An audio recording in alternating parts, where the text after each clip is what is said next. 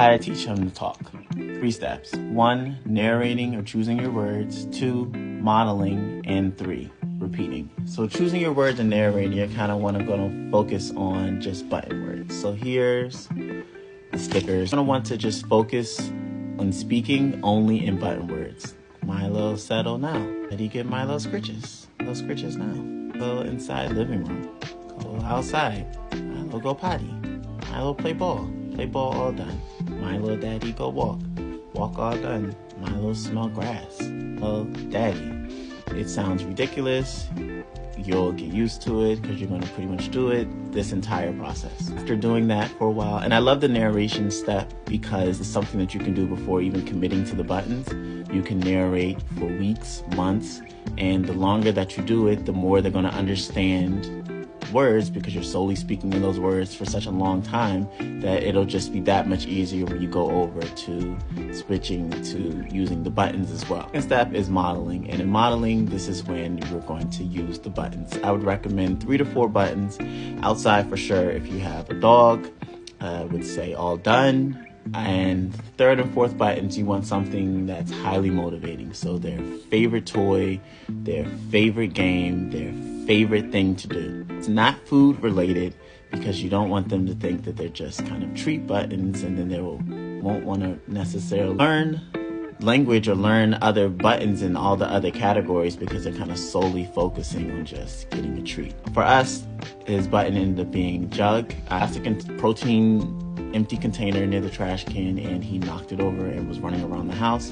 and so he really enjoyed it, and so I called it a jug and made a jug button, and that was the button that made everything click and sync, which was really good, the timing of it, because we were 6 weeks of me solely using the buttons and I was getting a bit frustrated and discouraged and was about to give up, and then jug happened and here we are today. We're going to use the buttons like they're your buttons, and they're going to see you, they're going to mimic your behavior, and then they'll kind of follow suit.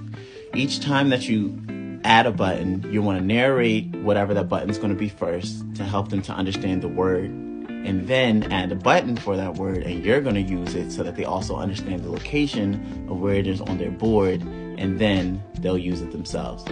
Even though a lot of the times you'll see in our videos that I don't use the buttons speaking, I don't use the buttons in our conversations, like please know that I'm using the buttons every single day. Anything that we do that is button related, every time I let him out, I tap the button. Anytime he's about to eat, if we're about to go to the car, if somebody's coming over, if we're going to go for a visit, every single time I'm using the buttons all day long. That's like the basis of us. He sees me use buttons that maybe he doesn't necessarily use, and he can see them where they're there, and then eventually he'll use those buttons possibly. So you're gonna have to commit to just using the buttons a lot. It's not just gonna be, oh, I teach them and they use it and that's it. It's all day long. And the repeating part, when you add a button, of course you're gonna repeat that, but it's the repetition that really helps it to click. You don't need to be a professional. This is my first pet in general, so the fact that I could do it, literally anybody can do it. You just have to learn them and learn their behavior. You're gonna spend a lot of time like just observing them, like how I taught him Mad was this like nervous like scratch thing that he does every time I told him no, and that's how you teach them emotions. If they're happy and their tail's wagging, you say happy. These are the basic 3 steps on how to do it. Super simple. When my talking rug left me, he decided he wanted to go lay on the air vent, so he's back there. Also, he went to daycare today, so that is why he is narcoleptically tired. Because any other time, he wouldn't be laying down still like that without some kind of snack or something. But check out our link tree. I always have promo codes or whatever the current sale is. Comments or questions, leave them down below. I'll try to get to them as soon as I can. And good luck if you're teaching your pet.